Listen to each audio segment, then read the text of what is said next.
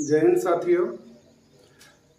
Fire safety की अगली class में हम लेके आए हैं आज का टॉपिक इंडस्ट्रियल हजार्ड, यानी जो औद्योगिक खतरे होते हैं। इंडस्ट्रियल हजार्ड मतलब औद्योगिक खतरे।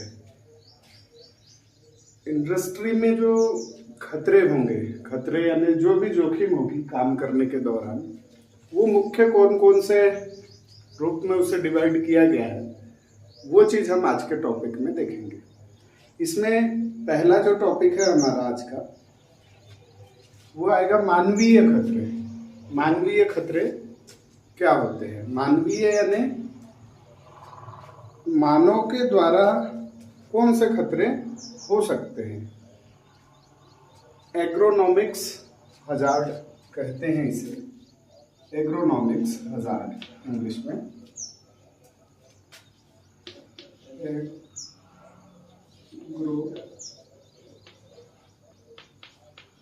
Agronomics hazard. एग्रोनॉमिक्स हजार्ड कहलाता है कुल औद्योगिक जो खतरे हैं, इंडस्ट्रियल खतरे हैं, कुल 7 प्रकार के हैं। 7 प्रकार कौन कौन से हैं तो वो देख सकते हैं आप। पहला है मानवीय खतरा, भौतिक खतरे फिजिकल हजार्ड, रासायनिक खतरे केमिकल हजार्ड, सामाजिक खतरे सोशल हजार्ड, अभियांत्रिकी खतरे यानी जो इंस्ट्रूमेंट से रिलेटेड आएंगे, पर्यावरण से संबंधित खतरे, और सामाजिक डबल डबल हो गया है। सामाजिक खतरे 2 बार लिख दिया है मैंने, एक जो है इसको कंफर्म कर लेंगे 7वां। 6 खतरे के बारे में अभी बात करेंगे। 6 types of hazard.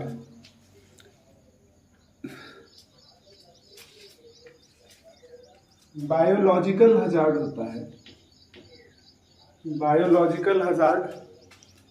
Biological hazard से संबंधित, बायोलॉजिकल को हिंदी में जीव विज्ञान जो होता है बायोलॉजिकल, इससे संबंधित होगा, उसको देखेंगे तो उसे कहते हैं बायोलॉजिकल हजार्ड को जैविक खतरे के नाम से जाना जाएगा।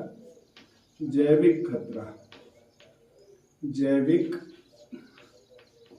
खतरे कौन कौन से होते हैं, क्या होता है, ये देख लेंगे। टोटल 7 प्रकार के हजार्ड्स हैं इंडस्ट्रियल हजार्ड के अंतर्गत। इसमें 7वां है जैविक खतरा। जैविक यानी बायोलॉजिकल हजार्ड। सबसे पहले टॉपिक की बात करेंगे जो है मानवीय खतरा। मानवीय खतरा यानी एग्रोनॉमिक्स हजार्ड क्या होता है उसके बारे में देखेंगे।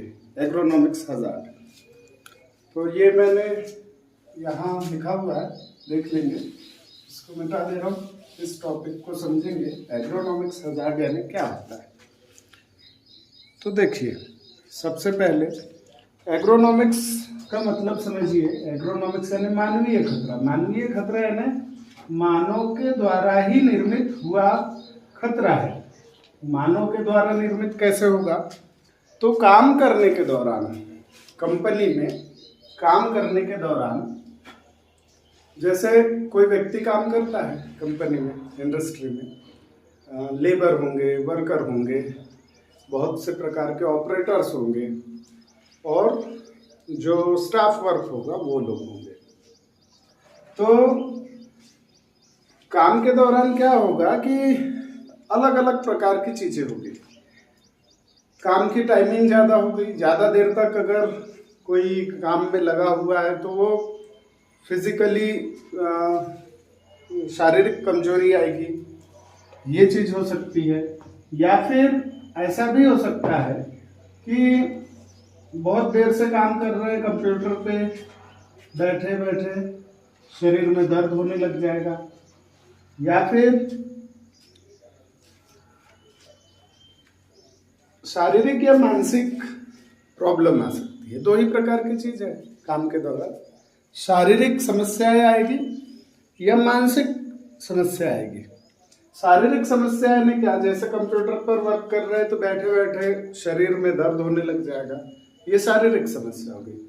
मानसिक समस्या यानी क्या, ओवर टाइम है या फिर ज़्यादा समय हो गया, छुट्टी नहीं मिल रही तो दिमाग खराब हो रहा है व्यक्ति का कि अरे बहुत समय हो गया। तो ये सब चीज़ें इस खतरे के दौरान आती है। इसको थोड़ा सा और डिटेल्स में समझेंगे कि काम करने के जो तरीके हैं, काम करने के तरीके यानी शारीरिक जो मुद्राएं हैं, मुद्राएं यानी पोजीशन, शारीरिक पोजीशन काम करने के दौरान। शारीरिक पोजीशन का मतलब ये हुआ कि कोई सपोज कंप्यूटर पे बैठा है तो उसकी एक स्टाइल होगी बैठे हुए रहने की, कोई सामान उठा के ले जा रहा है तो वो बार बार वही पोजीशन में काम कर रहा है, वह उठा रहा है, ले जा रहा है, रख रहा है, झुक रहा है। तो ये सब जो तरीका होगा ये बार बार अपनाया जाएगा बार बार इन तरीकों को अपनाया जाएगा। तो इससे क्या होगा, मांसपेशियों में, शरीर की मांसपेशियों में दर्द वगैरह होगा। फिर भारी वजन जो उठा रहे हैं उसका तरीका गलत हो, जैसे एक होता है कि इस वजन को उठा के ले जाने का तरीका कंधे पे रख के ले जा रहा है, उसी चीज को ऐसे पकड़ के हैंग करके ले जा रहा है, तो कंधे पे रख के ले जाएगा तो दर्द कम होगा, काम ज्यादा होगा। ऐसे पकड़ के ले जाएगा तो मसल्स पेन होने लगेंगे। यानी कुल मिला के कार्यस्थल पर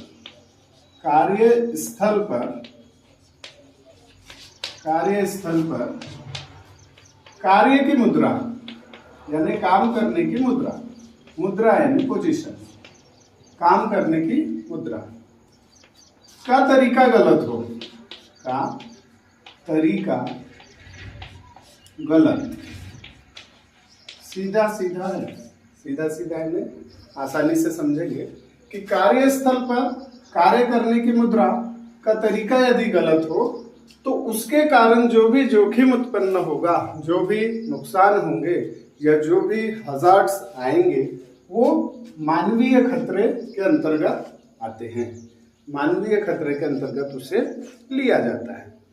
अब इसे समझने के लिए सीधा सीधा है कि किसी एक व्यक्ति को काम के लिए किसी रूम में एसी वगैरह लगी हुई है, बढ़िया हवा मिल रही है, रोशनी मिल रही है, पानी है, सब चीज़ है, तो उसका जो भी काम होगा उस काम में कोई प्रॉब्लम नहीं आएगी और बहुत अच्छे से वो काम होगा और प्रोडक्शन अच्छा मिलेगा। और यदि अगर वहाँ दिक्कत आ रही है तो फिर वो काम सही नहीं हो पाएगा। यानी लंबे समय तक यदि कोई कंप्यूटर पे बैठा है, वर्क कर रहा है, तो बैठे बैठे उसकी गर्दन दर्द दे सकती है, पीठ दर्द दे सकती है, ये सब समस्या आ सकती है। या बार बार एक ही तरह की मूवमेंट, जैसे बताया मैंने कि कोई सामान लिफ्टिंग का काम चालू है, एक स्थान से दूसरे स्थान पर शिफ्ट हो रहा है, तो बार बार वही प्रक्रिया को अपनाने में शरीर में दर्द आए। फिर है कि काफी ऊंचाई, यानी मान लीजिए कि कोई काम करने का एक स्टेज है, आप बार बार ऊपर ही देख रहे हैं, ऊपर काम चल रहा है, लाइट वर्क है या ऐसा कुछ वर्क है, तो इसमें क्या होगा कि आंखों में तनाव उत्पन्न होगा, कंधों में दर्द उत्पन्न होगा, गलत जगह यानी कम पोजीशन में, आपकी हाइट ज़्यादा नहीं है और वहाँ ऊपर की ओर काम हो रहा है कोई, तो ये सब चीज़ें क्या होता है, ये छोटी छोटी बारीकी, ये सब छोटे छोटे बारीकी चीज़ों पर ध्यान देने का काम सेफ्टी ऑफिसर का होता है। इंडस्ट्री में जो सेफ्टी ऑफिसर होगा वो ये सब चीज़ों पे ध्यान देगा, उसे मालूम रहेगा कि ये जो भी सामने वाला व्यक्ति काम कर रहा है और इसमें जो प्रॉब्लम आ रही है, ये प्रॉब्लम एक डिजास्टर हजार्ड ही है, एक प्रकार का हजार्ड ही है, खतरा है। तो अगर कोई प्रॉब्लम आती है या कोई नुकसान होता है और उसका जब एफआईआर होता है तो एफआईआर के दौरान ये पॉइंट्स सब लिखे जाते हैं कि कौन कौन से वहाँ फिजिकल हजार्ड्स थे और उसकी क्या रेटिंग थी।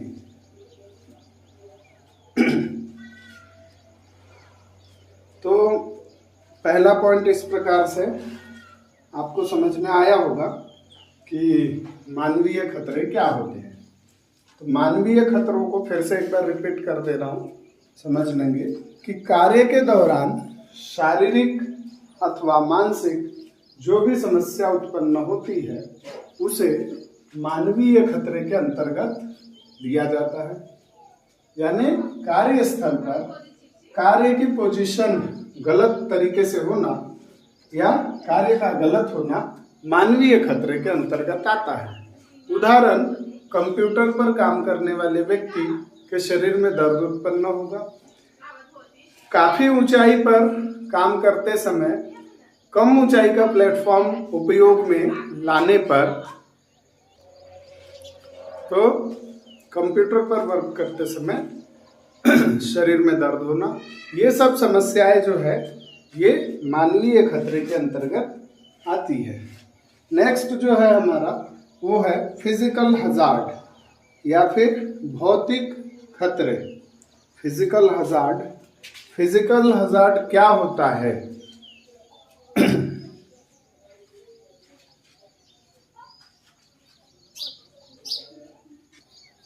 फिजिकल हजार्ड देखेंगे कि फिजिकल हजार्ड क्या होता है। पहला हमने देख लिया, दूसरे खतरे की बात करें।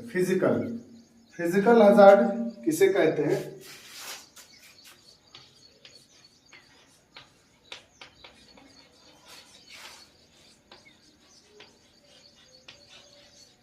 फिजिकल हजार्ड के बारे में देखेंगे कि फिजिकल हजार्ड क्या होता है, फिजिकल हजार्ड किसे कहते हैं।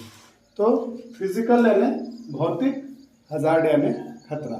फिजिकल हजार्ड को देखेंगे, भौतिक खतरा क्या होता है। तो वह खतरा जो यानी किसी परिस्थिति के कारण होती है। फिजिकल यानी परिस्थिति, वह खतरा जो परिस्थिति यानी वातावरण, वहाँ का वातावरण से संबंधित बारिश, पानी, टेम्परेचर की बात नहीं हो रही है।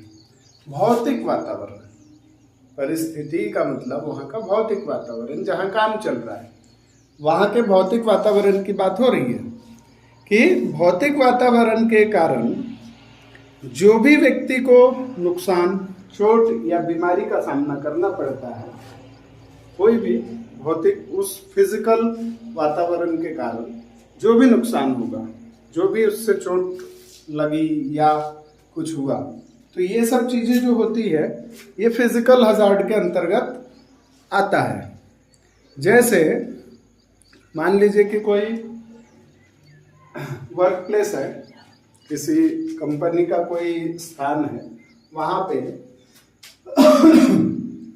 केमिकल यानी रसायन रखा है, केमिकल रखा है। उस केमिकल की सुगंध या दुर्गंध आएगी। सुगंध है तो ठीक है, दुर्गंध आई, स्मेल आई। स्मेल कैसे भी हो सकती है, अच्छी भी हो सकती है, खराब भी हो सकती है।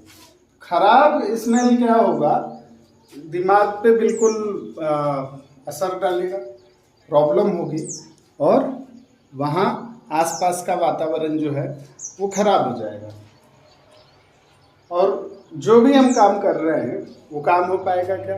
काम नहीं हो पाएगा। तो सेम वही चीज बताया जा रहा है यहाँ पे कि वातावरण की परिस्थिति के कारण जो प्रॉब्लम उत्पन्न होती है वो फिजिकल हजार्ड के अंतर्गत आता है। जैसे और भी बहुत सारे उदाहरण हैं, जैसे कि शोर यानी नॉइस। यदि आप पढ़ाई कर रहे हैं और बहुत ज़्यादा हल्ला हो, शोर हो, तो क्या आप सही से स्टडी कर पाएंगे? नहीं कर पाएंगे। सेम वैसा ही कोई काम चल रहा है, कंसंट्रेशन का काम है, बहुत सावधानी का काम है और बहुत ज़्यादा वहाँ शोर हो रहा है, तो क्या वो काम हो पाएगा? क्या नहीं हो पाएगा। तो शोर के कारण कोई काम नहीं हो पा रहा है और उसके कारण कोई नुकसान पहुंचा, तो वो आया फिजिकल हजार्ड। वो जो आएगा वो फिजिकल हजार्ड के अंतर्गत आएगा। फिर है नेक्स्ट फिजिकल हजार्ड में ही वाइब्रेशन, कंपन कंपन को वाइब्रेशन भी कहते हैं। सपोज कोई ऊंचाई पे काम कर रहा है, हाइट पर, और नीचे भी कोई काम चल रहा है गाड़ी का, या कोई भी गाड़ियों का आना जाना, या कुछ ऐसी चीजें हैं जिसके कारण प्लेटफॉर्म जो है जिस पे काम चल रहा है वो वाइब्रेट हो रहा है, तो क्या सामने वाला व्यक्ति काम पे कंसंट्रेट कर पाएगा? क्या नहीं कर पाएगा। तो ये जो समस्या उत्पन्न हुई वाइब्रेशन की, ये किसके कारण हुई? परिस्थिति के कारण। परिस्थिति के आसपास वाइब्रेशन हो रहा है, बिना मतलब का शोर हो रहा है, तो इसके कारण यदि उसका कंसंट्रेशन बिगड़ता है, या काम खराब होता है, या कोई व्यक्ति गिर पड़ जाए ऊपर से, या कोई नुकसान हो जाए, तो ये आएगा आपके फिजिकल हजार्ड के अंतर्गत। फिर है कि गर्मी या ठंडी का समय। गर्मी का समय सबसे ज्यादा प्रॉब्लम वाला होता है, धूप में काम करना होता है, आउटडोर एक्टिविटी है यदि इंडस्ट्री की, और गर्मी का समय है, तो भारी गर्मी में कोई काम कर पाएगा क्या? या जबरदस्ती काम करेगा तो फिर क्या होगा? हीट स्ट्रोक हो जाएगा, उसको लू लग जाएगी। तो ये किसके कारण हुआ? वहां की फिजिकल यानी वहां की भौतिक एटमॉस्फेयर के कारण हुआ। तो ये किसके ऊपर आएगा? कंपनी के ही ऊपर आएगा। यानी अधिक गर्मी में भी काम कराना गलत है, तो ये चीज आएगी फिजिकल हजार्ड के अंतर्गत। फिर ज्यादा ठंडी है, ज्यादा ठंडी में भी काम नहीं करा सकते, ज्यादा ठंडी में भी काम यदि करा रहे हैं तो उसमें भी कोल्ड स्ट्रोक का खतरा बढ़ेगा। तो ये सब चीजें जो होगी, ये सारी चीजों को देखना होता है किसको? सेफ्टी ऑफिसर को ध्यान देना होता है कि ऐसी भी समस्या आए तो वर्कर को वो बचाए। सेफ्टी ऑफिसर का काम ही है बचाना, सेफ्टी नाम ही है उसका, सेफ्टी ऑफिसर। इंडस्ट्रियल सेफ्टी यानी इंडस्ट्री में जो भी खतरे उत्पन्न होंगे या होने वाले होंगे, उस खतरे से लोगों को बचाने का काम सेफ्टी ऑफिसर का होता है। कंपनी मालिक या कंपनी तो चाहेगी कि ज्यादा से ज्यादा प्रोडक्शन हो, कॉन्ट्रैक्टर चाहेगा कि नहीं काम ज्यादा हो, वर्कर क्या कर रहा है इससे कोई मतलब नहीं। लेकिन सेफ्टी ऑफिसर को इन दोनों के बीच में सामंजस्य बना के चलना है और अपना काम करना है। नॉर्मली सेफ्टी ऑफिसर के पास, फायर ऑफिसर के पास कोई विशेष काम होता नहीं है, लेकिन जो काम होता है वो बहुत बड़ा काम है। कैसा? देखिए, किसी का शोषण ना हो, इस प्रकार से फिजिकल हजार्ड में आता है भाई। वहां आप बोल सकते हो भाई गर्मी का समय अभी आप काम नहीं कर सकते, बहुत ज्यादा यानी गर्मी है तो थोड़ा रुकना पड़ेगा, या रुक रुक के काम करिए। या ज्यादा ठंडी का समय है, उस समय कोई ऐसा काम हो रहा है जो उसको प्रॉब्लम कर सकता है, शरीर पे चोट कर सकता है, तो उसे रोका जा सकता है। फिर है ये तो बता दिया गर्मी, हीट स्ट्रोक होगी, ठंडी। फिर है रेडिएशन। रेडिएशन, रेडिएशन का काम होता है, यदि रेडिएशन से संबंधित कोई काम हो रहा है इंडस्ट्री में कहीं, तो उस एरिया में किसी व्यक्ति को आना जाना नहीं है। रेडिएशन क्या होता है कि शरीर की त्वचा को और शारीरिक मानसिक नुकसान पहुंचाता है। तो इसलिए जहां पे भी रेडिएशन से संबंधित काम है वहां पे भी ध्यान देना है कि वहां किसी व्यक्ति को नहीं जाने देना है। ये काम किसका है? सेफ्टी ऑफिसर का है, रोक लगाना। फिर है फिसलन वाली सतह। फिसलन वाली सतह से मतलब है फिसलन, फिसलन वाली सतह, फिसलन वाली जगह या सतह। फिसलन वाली जगह या सतह से मतलब है कि कहीं कोई केमिकल, ऑयल वगैरह आया हुआ है और वो मान लीजिए कि वहां गिरा पड़ा है, वहीं से व्यक्तियों का आना जाना है, तो उसको पहले क्लियर करवाना है। जिस भी डिपार्टमेंट का काम है वो क्लीनिंग से संबंधित, या तो जो कॉन्ट्रैक्टर ने लाके वो गिराया है उसको वहां हटवाइए, या कहीं कीचड़ वगैरह बहुत ज्यादा हो गया है, फिसलन है, तो वो सब जगह को क्लियर कराना। क्योंकि यदि वहां से कोई आएगा जाएगा, गिर जाएगा, गिरेगा, चोट लगेगी, नुकसान होगा, समय खराब होगा, तो ये सब चीज़ें भी फिजिकल हजार्ड के ही अंतर्गत आती है। फिर या तो अगर फ्लोर है और वो फ्लोर स्किल्ड होने वाली फ्लोर है, ज़्यादा फिसलने वाली फ्लोर है, तो वहाँ एंटी स्किल्ड मैट को लगाना, ये सब करना, ये सारे काम पे ध्यान देना किसका काम है? सेफ्टी ऑफिसर का काम है। तो ये सब चीज़ों का ध्यान रखा जाता है।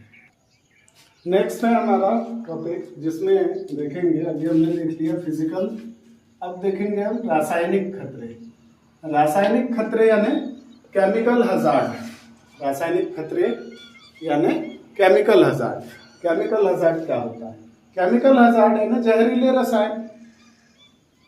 जहरीले जो रसायन होंगे उससे संबंधित। जहरीले रसायन यदि कहीं लाके रखे गए हैं तो वो सुगंध के माध्यम से भी शरीर के अंदर जा सकते हैं, जो शरीर को नुकसान पहुंचा जा सकते हैं। तो इसलिए केमिकल से संबंधित होने वाले जितने खतरे होंगे वो केमिकल हजार्ड में आएगा।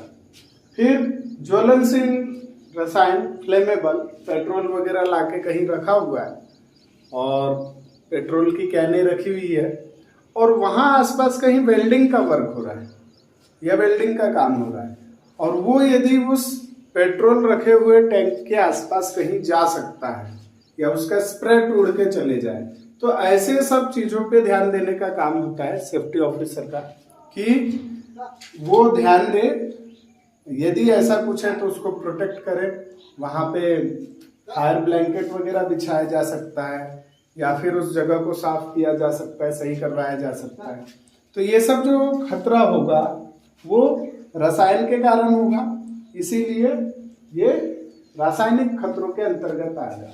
या फिर धुआं आ रहा है विषैला या धुआं हो रहा है किसी भी कारण, तो वहां काम नहीं हो सकता।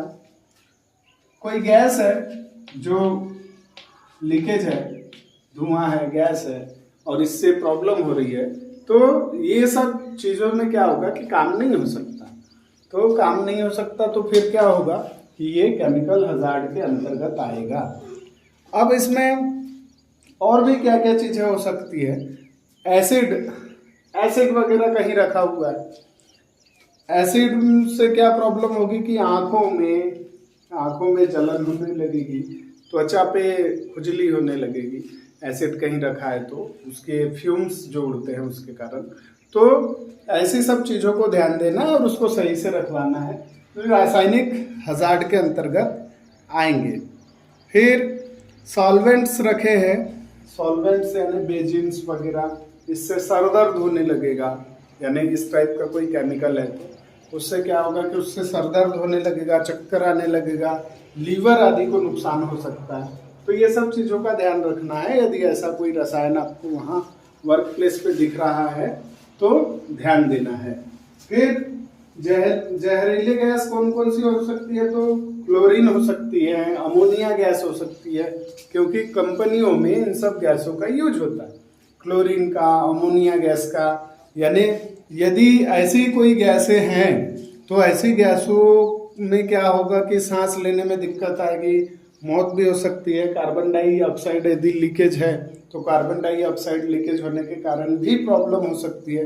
तो ये सब चीज़ों को ध्यान देना है, और यदि ऐसा कुछ है तो फिर उसको प्रोटेक्ट करवाना है।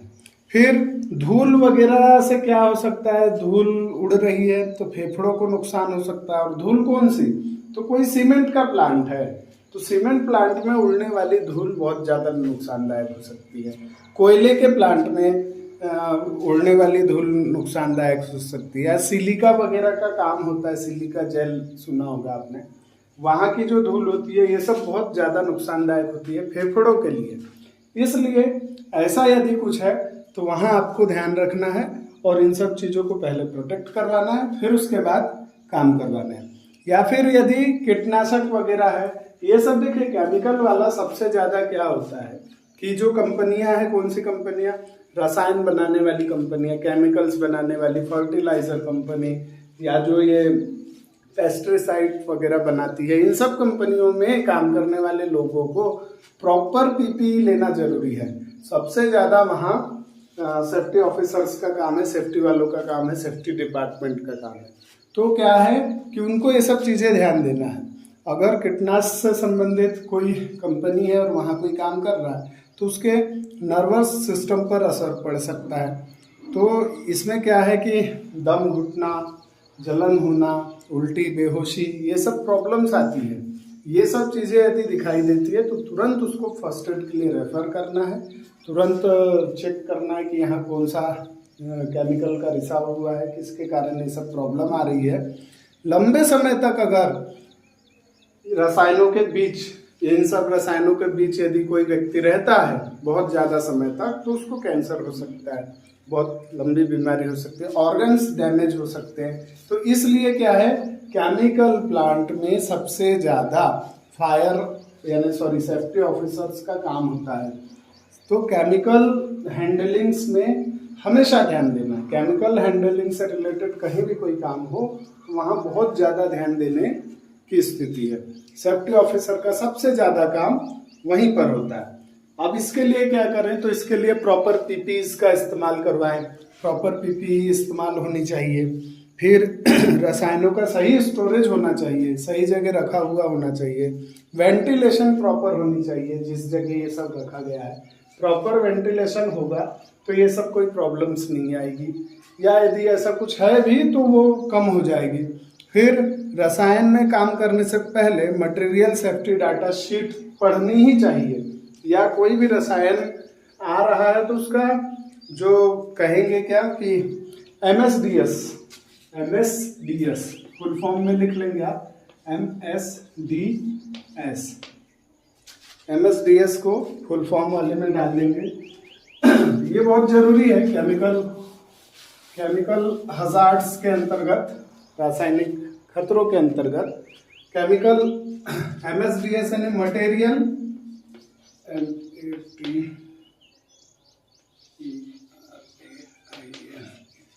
मटेरियल सेफ्टी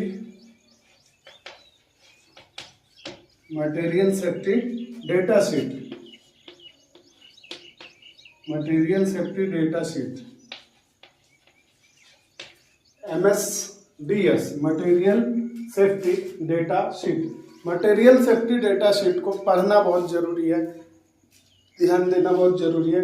उसमें ये चीज लिखा होगा कि जो केमिकल है, इस केमिकल की सेफ्टी को कैसे किया जाए, कैसे ये प्रोटेक्ट रह सकता है, या कैसे किसी को नुकसान नहीं दे सकता है। तो ये जरूरी है उसको पढ़ना और ध्यान देना। ये सब काम किसका है, तो ये सारा काम सेफ्टी ऑफिसर का काम है। सेफ्टी ऑफिसर को ये चीज़ें देखनी होती है और इन्हीं सब चीज़ों के बाद ध्यान देकर उसमें फिर आपको लोगों को बचाना होता है, जो वर्कर्स है उनको बचाना होता है। तो ये हमने 3 प्रकार के हजार्ड्स को देखा। अभी ये हमारा टॉपिक था औद्योगिक खतरे। औद्योगिक खतरे में हमने 3 प्रकार के खतरों को देखा। अभी नेक्स्ट है हमारा सामाजिक खतरा, अभियांत्रिक खतरे, पर्यावरण खतरे और जैविक खतरे। तो हमारा ये वीडियो जब आपको मिल रहा है, इस वीडियो में ये 3 खतरे के बाद ये बाकी के खतरे को आप एक बार और देखेंगे, ध्यान देंगे। हमारी जैसे फिजिकल क्लासेस चालू हो चुकी है, तो फिजिकल क्लासेस में अगर ये टॉपिक चलता है और ये टॉपिक में ये 3 खतरे बता दिए जाते हैं तो इसके आगे वाले को भी वहाँ देख लिया जाएगा। नहीं तो अगले 2 से 3 दिन में जब हमारा नेक्स्ट वीडियो आएगा तो हम नेक्स्ट वीडियो में ये सारे पॉइंट्स को कवर करेंगे। क्योंकि क्या है, वीडियो ज़्यादा लंबा होने के कारण अपलोड होने में प्रॉब्लम हो रही है, दिक्कतें आ रही है। और किसी भी प्रकार की कोई समस्या आती है तो हमारी ऑलरेडी क्लासेस चालू है। आप लोग क्लासेस में सौरभ सर के माध्यम से पूछ सकते हैं। सौरभ सर और बाकी जो भी वहाँ टीचर है वो लोग आपको प्रॉपर गाइड करेंगे। बाकी ऑनलाइन में नेक्स्ट वीडियो हमारा आएगा सामाजिक खतरे, अभियांत्रिकी खतरे, पर्यावरण और जैविक खतरे, और ये जल्दी वीडियो आएगा। 2 दिन बाद ही हम अपना नेक्स्ट वीडियो इससे संबंधित ये वाला डालेंगे, ताकि ये जो रेगुलेशन जो बना हुआ है अभी ये हमारा प्रॉपर बना रहे। और ऐसे ही हम एक टॉपिक्स को लेते रहेंगे। आज हमने एक शॉर्ट फॉर्म देखा, MSDS, material safety data sheet. बहुत इंपॉर्टेंट है ये। मटेरियल यानी फिर केमिकल्स को यदि शिफ्टिंग करना है तो NSDS का देखना बहुत ज़्यादा ज़रूरी है, ध्यान देना है। फिर आगे के नेक्स्ट वीडियो के लिए हम मिलते हैं, दो या तीन दिन बाद हमारा नेक्स्ट वीडियो आएगा। मिलते हैं फिर, जय हिंद।